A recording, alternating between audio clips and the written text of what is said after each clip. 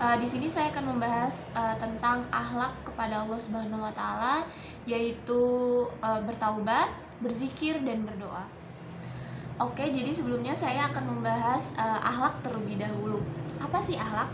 Kata akhlak berasal dari bahasa Arab yaitu huluk, yang artinya budi pekerti, perangai, tingkah laku atau tabiat.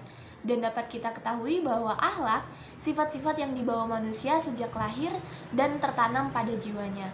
Dengan demikian, akhlak pada hakikatnya adalah sikap yang melekat pada diri manusia. Akhlak juga dapat diartikan dengan istilah moral dan etika. Selanjutnya, taubat. Taubat adalah kembali dari kemaksiatan kepada ketaatan, atau kembali dari jalan yang jauh ke jalan Allah, yang lebih dekat kepada Allah, dan meninggalkan seluruh dosa dan kemaksiatan, menyesali perbuatan dosa yang telah lalu dan berkeinginan teguh untuk tidak mengulangi lagi perbuatan dosa tersebut pada waktu yang akan datang. Seperti firman Allah dalam Quran surat Al-Tahrim ayat 8 yang artinya, wahai orang-orang yang beriman, bertobatlah kepada Allah dengan taubat yang semurni-murninya. Mudah-mudahan Tuhan kamu akan menghapus kesalahan-kesalahanmu dan memasukkan kamu ke dalam surga yang mengalir di bawahnya sungai-sungai pada hari ketika Allah tidak mengecewakan Nabi dan orang-orang yang beriman bersama dengannya.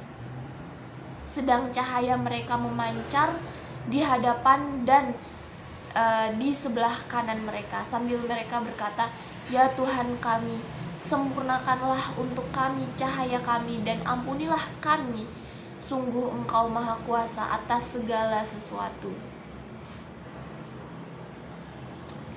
Hukum taubat adalah wajib bagi setiap muslim atau muslimah yang sudah mukallaf, balik dan berakal.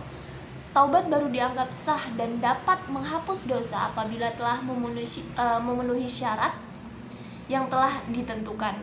Bila dosa itu terhadap Allah Subhanahu wa taala, maka syarat taubatnya ada 3 macam, yaitu menyesal terhadap perbuatan maksiat yang telah diperbuat, yang kedua meninggalkan perbuatan maksiat itu, yang ketiga bertekad dan berjanji dengan sungguh-sungguh tidak akan mengulangi lagi perbuatan maksiat itu. Namun bila dosa itu terhadap sesama manusia, maka syarat taubatnya ditambah 2 lagi, yaitu meminta maaf kepada orang yang dizalimi dan dirugikan. Yang kedua, mengganti kerugian setimbang dengan kerugian yang dialami akibat perbuatan zalim itu, atau minta kerelaan.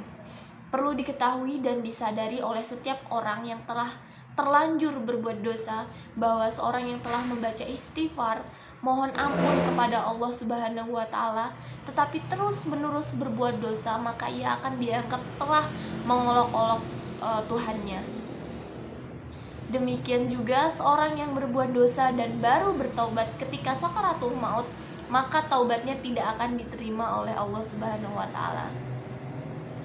Hikmah taubat yang pertama itu memberi peluang kepada orang yang berdosa kembali ke jalan Allah, kemudian memberi ketenangan hati kepada manusia, kepada muslim yang bertobat, ya, kemudian mendapat keampunan serta petunjuk dari Allah Subhanahu wa taala, serta sebagai salah satu cara mendekatkan diri kepada Allah Subhanahu wa taala. Selanjutnya, berzikir. Zikir menurut syara adalah ingat kepada Allah dengan etika tertentu yang sudah ditentukan dalam Al-Quran dan hadis, dengan tujuan mensucikan hati dan mengagungkan Allah Subhanahu wa taala. Seperti firman Allah dalam Quran surah Al-Ahzab ayat 41, hai orang-orang yang beriman, berzikirlah dengan menyebut nama Allah, zikir yang sebanyak-banyaknya. Allah sudah menunjukkan dasar pokok bahwa zikir mampu menenteramkan hati manusia. Hanya dengan berzikirlah hati akan menjadi tentram sehingga tidak timbul nafsu yang jahat. Berzikir dapat dilakukan dengan berbagai cara dan dalam keadaan bagaimanapun. kecuali di tempat yang tidak sesuai dengan kesucian Allah, seperti bertasbih dan bertahmid di WC atau toilet.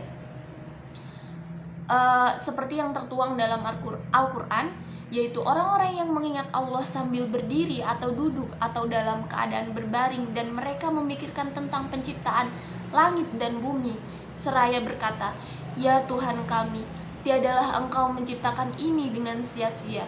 Maha suci Engkau, maka peliharalah kami dari siksa neraka." Quran Surah Ali Imran ayat 191. Zikir ialah menyebut Allah dengan tasbih subhanallah, membaca tahlil la ilaha illallah, membaca tahmid alhamdulillah, membaca takdis kudusun, membaca takbir Allahu Akbar, membaca hauqallah la haula wala quwata illa billah, membaca hasbullah hasbiyallah, membaca basmalah bismillahirrahmanirrahim, membaca Al-Quran, dan membaca doa-doa yang diterima dari Allah Subhanahu wa Ta'ala. Bentuk dan cara berzikir itu ada beberapa. Zikir dengan hati, yaitu dengan cara bertafakur, memikirkan ciptaan Allah sehingga timbul di dalam pikiran kita bahwa Allah adalah zat yang maha kuasa. Kemudian zikir dengan lisan, ucapan, yaitu dengan cara mengucapkan lafaz-lafaz yang di dalamnya mengandung asma Allah yang telah diajarkan oleh Rasulullah kepada umatnya. Contohnya adalah mengucapkan tasbih, tahmid, takbir, tahlil, sholawat, dan membaca Al-Quran, dan sebagainya. Kemudian zikir dengan perbuatan, yaitu dengan cara melakukan apa yang diperintahkan Allah dan menjauhi larangan-larangannya. Yang harus diingat ialah bahwa amalan harus dilandasi dengan niat melaksanakan amalan-amalan tersebut adalah untuk mendapatkan keridhaan dari Allah Subhanahu wa Ta'ala. Kemudian adalah manfaat berzikir. Yang pertama itu mendapatkan ketenangan hati dan bebas dari perasaan jengkel, kecewa, sedih, duka, dendam, dan stres yang berkepanjangan. Kemudian Allah mengeluarkan kita dari kegelapan, hidup yang penuh kesukaran, kesempitan, kepanikan, kekalutan, kehinaan, dan serba kekurangan, kepada cahaya yang terang benderang, hidup bahagia, nyaman, aman, mulia, sejahtera, dan berkecukupan. Yang ketiga itu terpelihara dari dan terhindar dari melakukan perbuatan keji dan mungkar. Kemudian terpelihara dari kelicikan, dari tipu daya setan yang menyesatkan.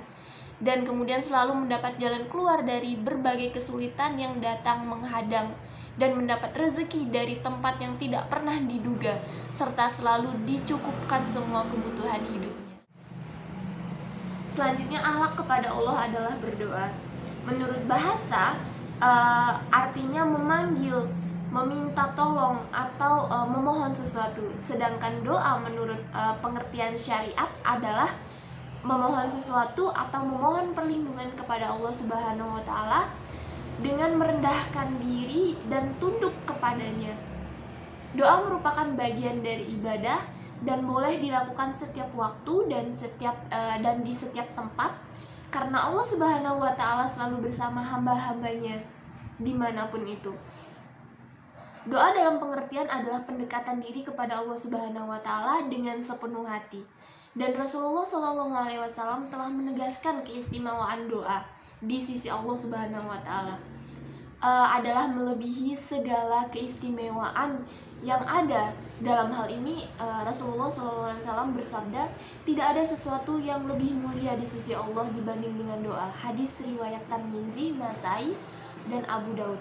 Doa adalah bentuk pengagungan terhadap Allah dengan disertai keikhlasan hati serta permohonan pertolongan, disertai kejernihan nurani agar selamat dari segala musibah. Firman Allah Subhanahu wa Ta'ala dalam Quran surat Al-Mu'min ayat 60, berdoalah kepadaku, niscaya akan kuperkenakan bagimu. Sesungguhnya orang-orang yang menyombongkan diri dari menyembahku akan masuk neraka jahanam dalam keadaan hina-hina. Ada beberapa etika yang harus diterapkan ketika kita ingin berdoa kepada Allah Subhanahu wa Ta'ala.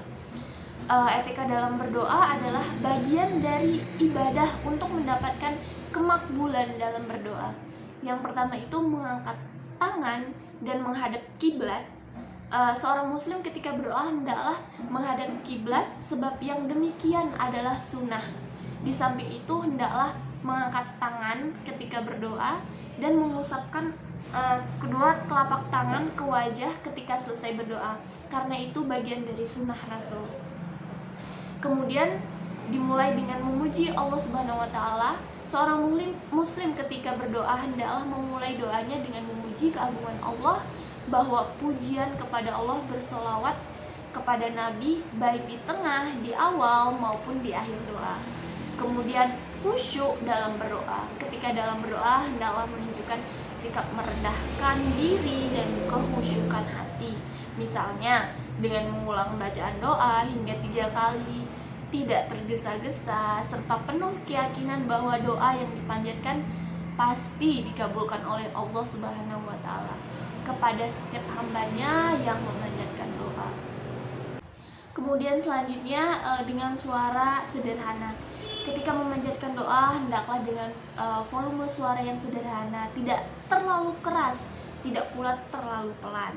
Sebab orang yang berdoa berarti sedang berdialog dan berhadapan langsung dengan Allah Subhanahu wa taala.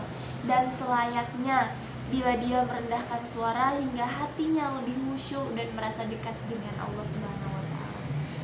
Kemudian memilih doa Qur'ani dan hadisi.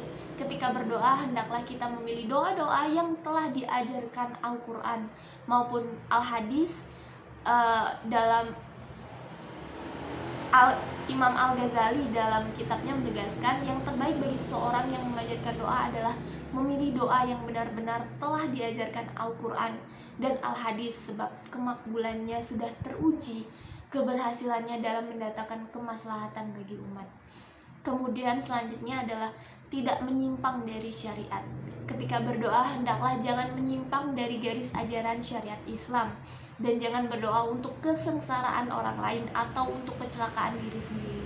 Sebab sudah kebiasaan bagi manusia bila dilanda musibah yang berat kemudian putus asa dan berdoa dengan doa yang konyol, misalnya meminta agar segera meninggal atau mendapatkan musibah yang lebih berat lagi, dan apabila marah pada orang lain kemudian mendoakan dengan doa yang tidak baik. Baiklah, cukup sekian dari saya. Mohon dimaafkan jika ada kesalahan kata dalam penyampaian ini. Segala kekurangan itu datangnya dari saya sendiri dan kelebihan itu datangnya dari Allah Subhanahu wa taala. Akhir kata, wabillahi taufiq wal hidayah. Wassalamualaikum warahmatullahi wabarakatuh.